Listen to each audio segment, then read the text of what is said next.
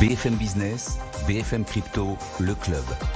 Sandra Gandoin. Bonjour à tous, bienvenue dans le club BFM Crypto. Je suis ravie de vous retrouver pour cette prochaine demi-heure où on va répondre à vos questions entre 15h et 15h30. Du coup, vous savez que vous pouvez nous poser ces questions sur cette adresse crypto@bfmbusiness.fr. Vous nous posez en ce moment beaucoup de questions sur la fiscalité, sur comment détenir ces cryptos, sur les marchés aussi. Vous continuez, vous nous écrivez, on vous répond toutes les semaines avec Morgane Ellandus, fondatrice de Crypto 360. Bonjour Morgane. Bonjour Sandra. Ravi de vous avoir sur le plateau avec également Manuel Valande, cofondateur de Coinhouse. Bonjour Manuel. Bonjour Sandra. Ravi de vous avoir également. BFM Crypto, le club. Les questions-réponses, c'est parti.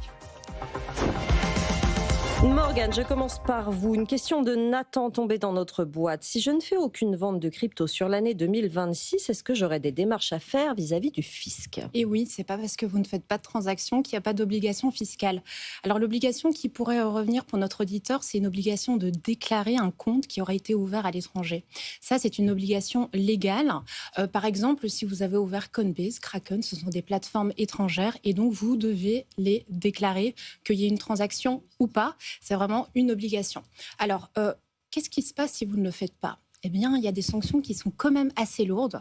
Vous pouvez avoir des amendes qui vont de 750 € par compte et jusqu'à 1 500 € si jamais vous avez un compte qui dépasse les 50 000 € à un moment dans l'année. Donc, il faut être extrêmement prudent. Ouais. Alors, vous n'êtes pas concerné si vous possédez vos actifs en self-custody, c'est-à-dire dans un portefeuille chaud ou froid, non custodiane.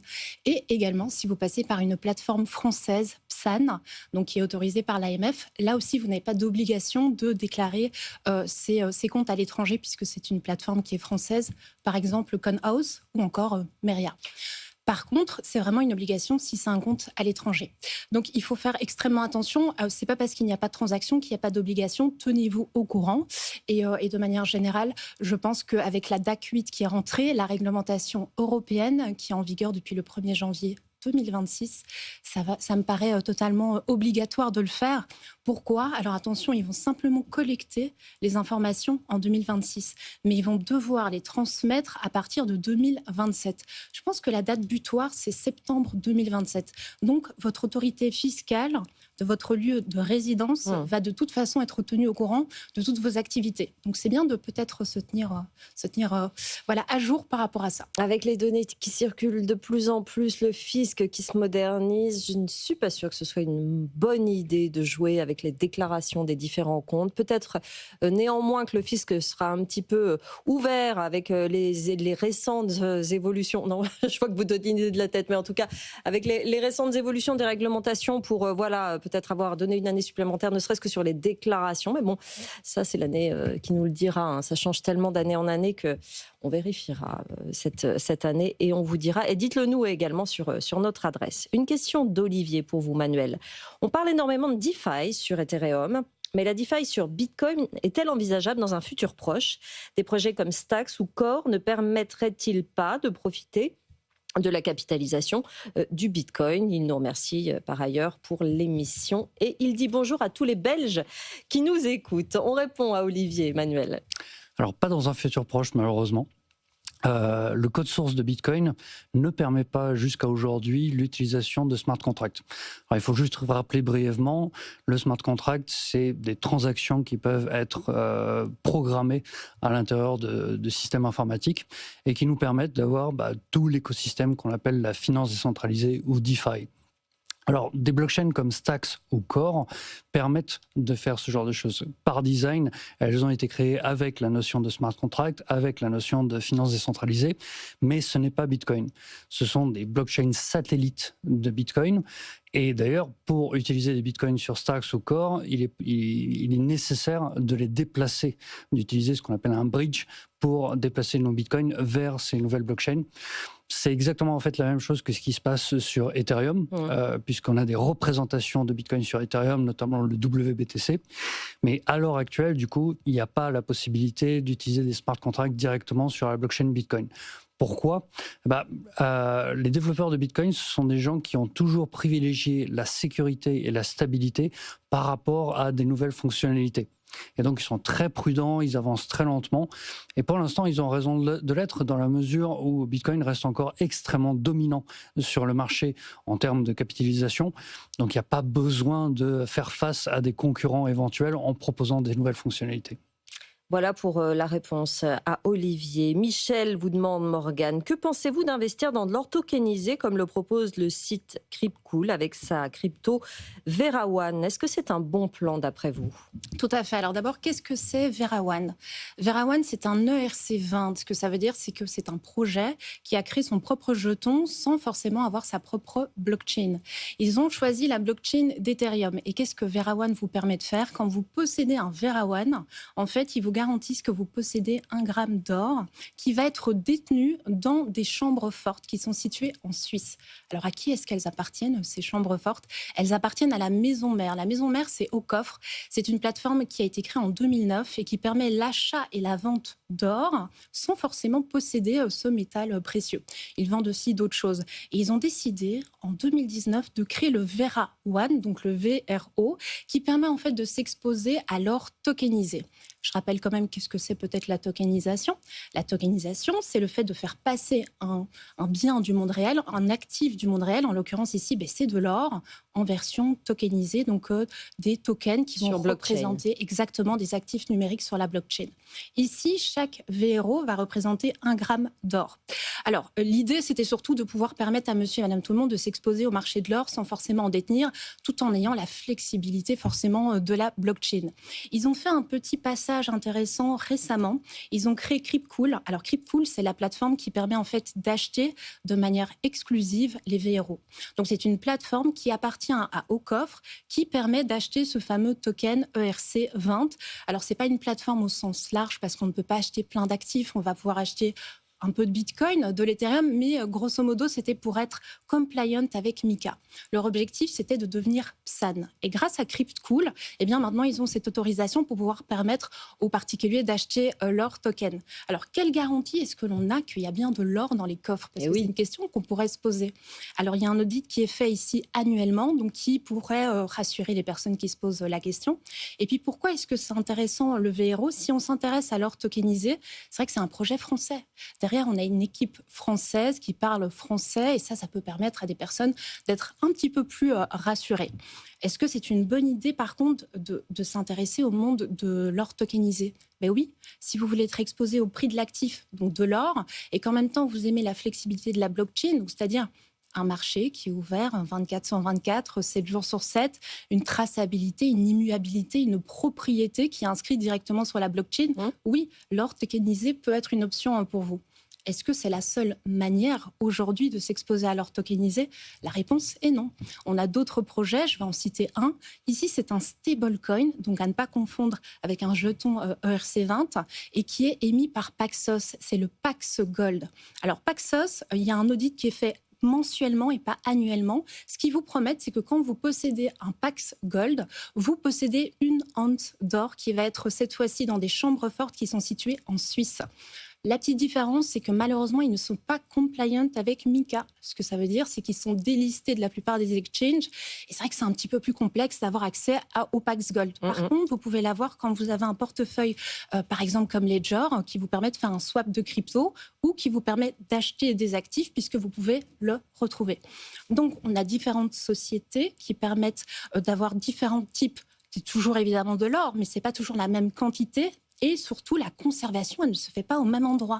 Donc, vous pouvez faire un petit peu votre devis, votre marché, mais attention parce que vous allez supporter 2 types de risques. Non seulement les risques qui sont inhérents au fait d'être exposé au marché de l'or, mais aussi les risques qui sont inhérents forcément à la tokenisation. Voilà la réponse très complète de Morgane pour vous, Michel. Il y a Lola qui nous demande les NFT. Est-ce que c'est fini, Emmanuel? Très bonne question.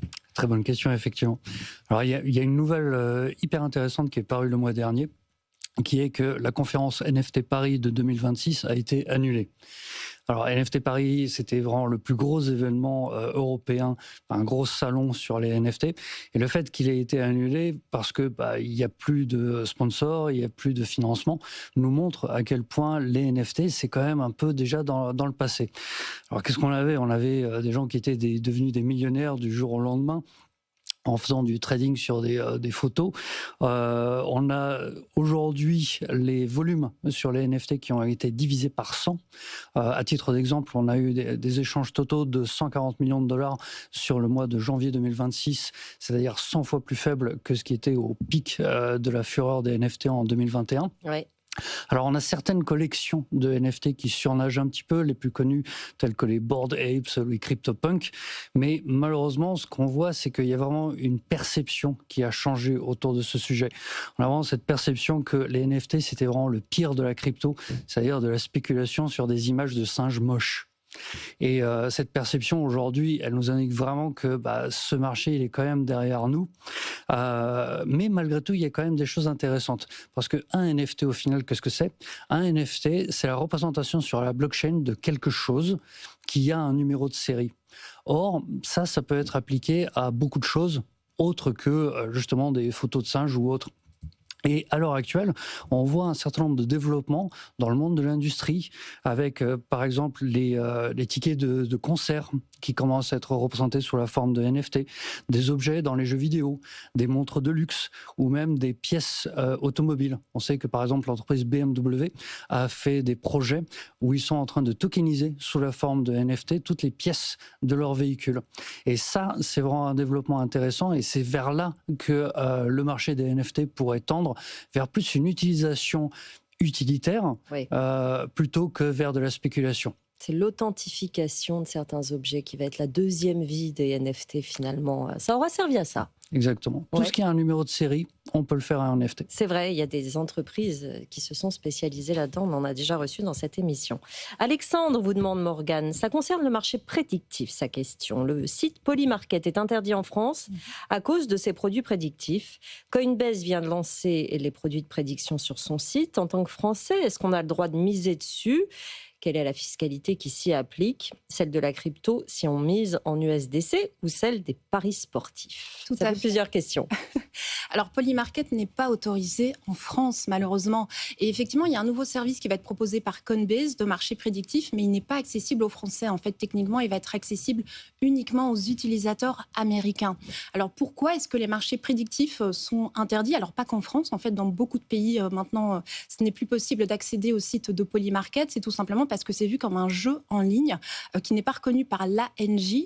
Et donc, il y a des sanctions pénales qui sont quand même, je tiens à le souligner, assez lourdes, non seulement pour l'opérateur qui va proposer ces fameux marchés prédictifs, mais aussi pour vous en tant que joueur, utilisateur. Il pourrait y avoir une requalification de complicité potentielle, donc faites extrêmement attention. En tant que Français, vous n'êtes pas autorisé, ce n'est pas légal d'interagir avec les marchés prédictifs. Et puisque ce n'est pas autorisé, forcément, il n'y a pas de cadre fiscal qui est établi. C'est ça, exactement. Il faut s'arrêter à ce constat. On s'arrête là. Et la question de Sarah est intéressante également. Elle va sur ce sujet également pour vous, Manuel. Les marchés prédictifs sont-ils la prochaine thématique du secteur crypto ?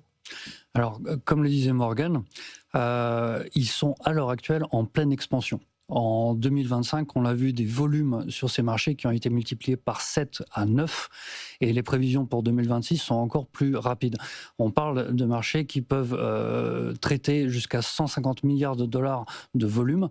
Les deux leaders du marché à l'heure actuelle, c'est Polymarket, on en parlait, et une boîte américaine qui s'appelle Kalshi. Ce qui est intéressant, c'est qu'aujourd'hui, et notamment chez les institutionnels, on reconnaît que ce narratif est en train de devenir extrêmement dominant. On l'a vu avec Coinbase qui va le proposer. Il y a tout un ensemble d'autres entreprises qui sont en train de se lancer sur les marchés prédictifs. Alors, qu'est-ce qu'on peut faire là-dessus ? On peut faire des paris sur le sport, mais également sur d'autres sujets, sur la politique, sur la crypto, sur les sujets géopolitiques, mais également sur des choses nouvelles, comme par exemple sur l'assurance ou même sur l'immobilier. Donc vous avez par exemple des marchés prédictifs qui aujourd'hui sont lancés sur quel est le prix du mètre carré sur une zone que vous prévoyez sur les 6 prochains mois. Et éventuellement, les industriels, notamment par exemple les gens de l'assurance, vont pouvoir s'appuyer sur ces prédictions pour éventuellement revoir leur politique. Alors il y a du risque, on le disait, hein, la problématique fondamentale c'est de voir ce genre de choses requalifiées en paris sportif, mais également tout ce qui concerne la régulation et le fait que ce soit à l'heure actuelle concentré sur 2 leaders du marché. Mais très clairement, on sait que le marché de la crypto, c'est souvent un marché qui s'appuie sur ces narratifs. On l'a vu avec les NFT, on l'a vu avec les ICO, avec la DeFi, et donc ça pourrait être un point d'entrée intéressant pour rebondir le marché à l'heure actuelle qui est un peu déprimé. Une question de Vincent, qui nous écoute souvent depuis son camion. On leur remercie. Bitpanda souhaite effectuer son IPO dans la prochaine moitié de 2026 et privilégierait la bourse de Francfort, Morgane, cœur financier de l'Allemagne. Est-ce que c'est une bonne chose? Est-ce que le token Vision va exploser par ailleurs? Et enfin, il nous dit Bitpanda, l'une des entreprises crypto les plus valorisées du moment. Est-ce un tournant pour l'Europe dans le stablecoin et la crypto-monnaie? Ça fait plein de questions. On va commencer par la première. Est-ce que c'est une bonne chose d'aller sur la bourse de Francfort? Tout à fait. Alors Bitpanda, donc plateforme autrichienne, elle a effectivement plus de 7 millions d'utilisateurs quand même, cette plateforme, et elle a décidé de faire son IPO. Je peux peut-être expliquer ce que c'est une IPO. Oui. Initial Public Offering. Donc c'est la possibilité pour une société privée qui va offrir pour la première fois la possibilité à monsieur, madame, tout le monde, quelque part, de devenir actionnaire. Alors pourquoi est-ce qu'ils ont choisi la bourse de Francfort? C'est vrai que c'est intéressant. À la base, ils voulaient aller sur la bourse de Londres. Malheureusement, il y a un manque de liquidité depuis le Brexit, et donc ils ont voulu faciliter leur IPO pour avoir un succès, et ils ont choisi l'Allemagne. C'est intéressant en fait d'observer premièrement que Bitpanda rejoint un autre mouvement, j'ai l'impression en général, des sociétés crypto qui souhaitent se retrouver en bourse. On a eu Circle en 2025, on a Ledger qui réfléchit pour 2026, on a Consensus qui est la maison mère du hot wallet MetaMask, et puis on a Bitpanda maintenant qui rejoint les rangs. Donc c'est vrai que c'est intéressant. Pourquoi ce serait une bonne nouvelle? Eh bien parce que ça permet de légitimer le secteur crypto en Europe, premièrement. Pour Bitpanda, ça peut être une bonne nouvelle parce qu'en fait, ils vont attirer à eux des nouveaux investisseurs, des investisseurs par exemple institutionnels qui attendaient peut-être une forme de régulation. Ils ont déjà été rassurés par MiCA qui est rentré en vigueur le 1er janvier 2025. Ils sont un petit peu plus rassurés peut-être via la DAC8 qui est rentrée aussi le 1er janvier 2026, mais être coté en bourse, c'est quand même pas jouer dans la même catégorie. On se retrouve à côté de banques, de plateformes traditionnelles, de fintech.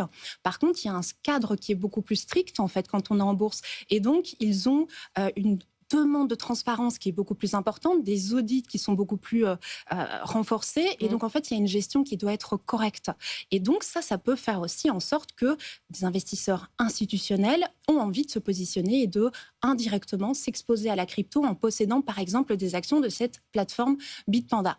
Donc ça peut être une bonne nouvelle pour ces raisons-là, mais aussi au niveau géographique. L'Europe pour l'instant n'a pas vraiment été vue comme le terrain fertile pour les sociétés crypto. Là ça pourrait peut-être le devenir pour les sociétés régulées en Europe et aussi peut-être institutionnelles. Par contre, au niveau du token, parce que c'est la deuxième question, il me semble, le token Vision.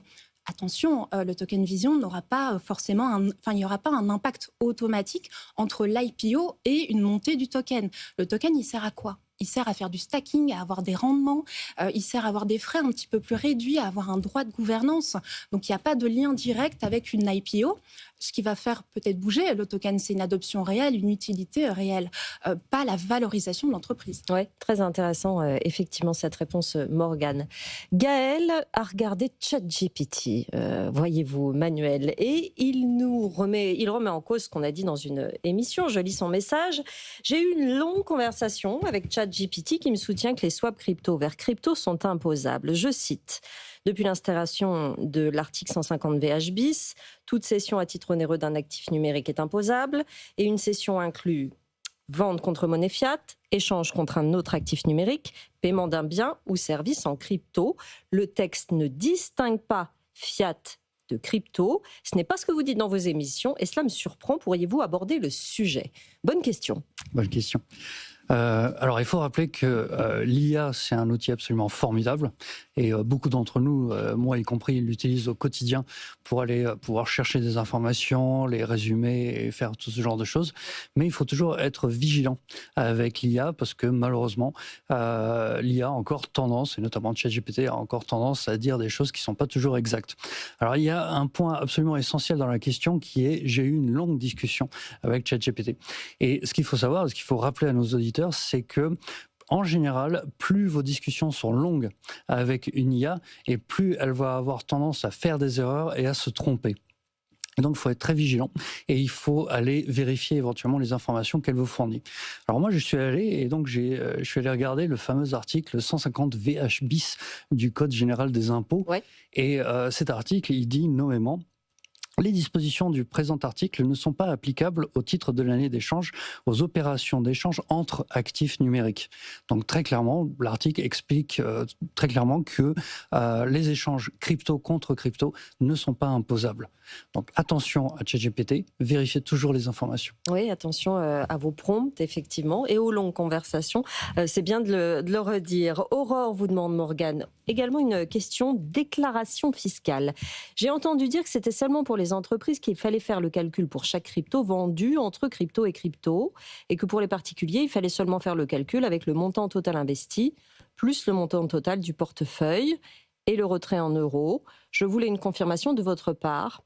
Je voulais savoir aussi si c'était vrai que pour les particuliers, on n'avait pas de déclaration à faire si on ne dépassait pas le seuil de 305 € à l'année en retrait fiat si je ne fais pas de stacking. Ça, on y a répondu déjà en partie en début d'émission, mais si vous êtes plusieurs à poser la question, on va y revenir. Exactement. Morgane. Tout à fait. Alors, premièrement, je confirme complètement. Il n'y a pas d'imposition quand on passe d'une crypto à une autre. C'est pour ça que c'est toujours intéressant de s'intéresser aux stablecoins et le rôle qu'ils peuvent jouer. Par contre, vous avez une imposition, une taxation qui va rentrer en jeu quand il y a une cession d'actifs. Par exemple, quand je passe en euros, quand je passe sur une monnaie fiduciaire ou si j'utilise mes cryptos pour acheter quelque chose. Là aussi, il y aura une imposition. Il faut quand même le dire. Ce qui est intéressant dans la question de notre auditrice, c'est qu'elle nous demande le mode de calcul. Et en fait, c'est pas aussi simple que ça. C'est pas simplement tout ce que j'ai mis versus ce que je retire. Oui. En fait, la loi impose un calcul qui est très précis et qui va prendre en compte l'ensemble du portefeuille au moment de chaque vente. Et c'est là où c'est beaucoup plus complexe et que l'analyse peut parfois être pas ce qu'on attendait. Donc ça, c'est important de le spécifier. Pour les 305 €, là, attention, on ne parle pas de la plus-value. On parle bien du retrait en euros que l'on peut faire. À partir du moment où vous retirez moins de 305 €, aucun problème, il n'y a pas d'imposition. Par contre, si vous dépassez d'un seul euro les 305, là, ça fait un déclenchement. Et ça vient justement déclencher en fait, le fait que vous serez imposé sur la totalité en fait, de la plus-value. Donc ça, c'est important de le spécifier. Et je voulais aussi rajouter, pour les Français qui ne sont pas encore au courant, que la taxe, donc la flat tax, elle a augmenté depuis le 1er janvier 2026. Oui. Elle est passée de 30% à 31,4%. Oui, 3 fois rien. Donc voilà. Voilà, mais ça a quand même augmenté. Alors, pour le coup, ce qu'elle demandait, c'est si pour les particuliers, on n'avait pas de déclaration à faire si on ne dépassait pas les 305 €. Il y a toujours une déclaration à faire, quoi qu'il arrive, quels que soient les biens, quelles que soient les dépenses. Oui. De toute façon, il y a une déclaration à faire. Mais ce que je veux dire, c'est qu'il n'y aura pas, effectivement, le déclenchement du fait qu'il y ait une imposition ne sera pas fait ici si elle ne vend pas en euros ou autre. Mais il faut toujours déclarer, et j'ai répondu à la question au début de l'émission, qu'il y a une déclaration de toute façon qui doit être faite au niveau des plateformes, notamment étrangères. Oui, voilà. Quoi qu'il arrive. Et vous n'y couperez pas. On est en France. Une question de José. En 2020, j'ai stocké un peu de Bitcoin sur une clé privée Trésor sans m'en préoccuper. Fin 2025, j'ai voulu entrer mes 12 mots secrets. Trésor voulait une mise à jour avant de commencer, ce que j'ai fait. J'ai ensuite rentré mes 12 mots secrets. J'ai constaté que mon solde était à 0. Y a-t-il un autre moyen de récupérer mon ancien solde manuel ? Alors, c'est une situation assez délicate. J'ai essayé de rassembler quelques conseils pour José, pour voir ce qu'il peut faire pour essayer de récupérer ses fonds. La première chose à faire, ça va être d'aller vérifier le solde des adresses du portefeuille sur la blockchain. Si vous regardez le solde des adresses qui sont dessus et que vous voyez qu'il n'y a aucune transaction, dans ce cas-là, c'est simple, c'est que c'était pas la bonne seed, c'était pas la bonne mnémonique, la bonne liste des 12 mots, et il faut chercher la bonne, et celle-là, c'était pas la bonne. La deuxième chose, c'est que c'est pas parce qu'il y a une mise à jour sur le logiciel de Trésor que ça implique une modification de la seed ou de quoi que ce soit. En général, ça va se passer de façon transparente et il n'y aura pas d'implication sur le contenu du portefeuille. Ensuite, vous avez peut-être fait une erreur. Si vous avez fait une erreur sur les 12 mots, la mnémonique ne correspondra pas à votre portefeuille. Donc, ce que je vous conseille de faire déjà, c'est d'aller regarder en ligne. Les 12 mots de votre seed, ce ne sont pas des mots au hasard. Ils sont en fait tirés d'un dictionnaire. Donc vous pouvez chercher en ligne dictionnaire BIP39 et vous avez la liste des mots qui sont possibles. Vous regardez tous les mots que vous avez sur votre liste et vous vérifiez que chacun correspond et vous avez peut-être fait une erreur du coup. Autre point, Trésor, il supporte ce qu'on appelle une passerelle additionnelle, c'est-à-dire un 13e mot. Donc essayez de vous rappeler, et ce 13e mot, il n'est pas inséré normalement dans la CID. Essayez de vous rappeler si vous avez utilisé un 13e mot, parce que ça, du coup, vous obtiendrez des adresses qui sont complètement différentes. Et dernier conseil, si jamais c'est effectivement un problème matériel avec votre appareil Trésor, vous pouvez toujours prendre un autre portefeuille, parce que tous les portefeuilles sont compatibles avec ce format mnémonique. Vous prenez par exemple un Ledger Wallet et vous essayez de réinjecter la même mnémonique. Normalement, vous devrez pouvoir récupérer vos fonds. Voilà, mais c'est vrai que ce sont des situations qui arrivent assez régulièrement, de récupérer ces fonds sur des clés comme celle-là. Jérôme nous demande également, très rapidement, parce qu'il nous reste 1 minute pour répondre, je me demande à partir de quel montant il devient pertinent d'investir dans un cold wallet de façon générale. On lui répond quoi? Il y a un montant minimum, Manuel? Je dirais quelques milliers d'euros. Quelques milliers d'euros. Morgane, vous qui travaillez aussi beaucoup sur la conservation. Oui, moi je dirais dès qu'on dépasse les 500 euros et qu'on se rapproche des 1000 euros, ça vaut le coup effectivement d'investir dans un portefeuille de type froid, parce que le coût versus la sécurité qu'il va apporter, pour moi, ça vaut la peine.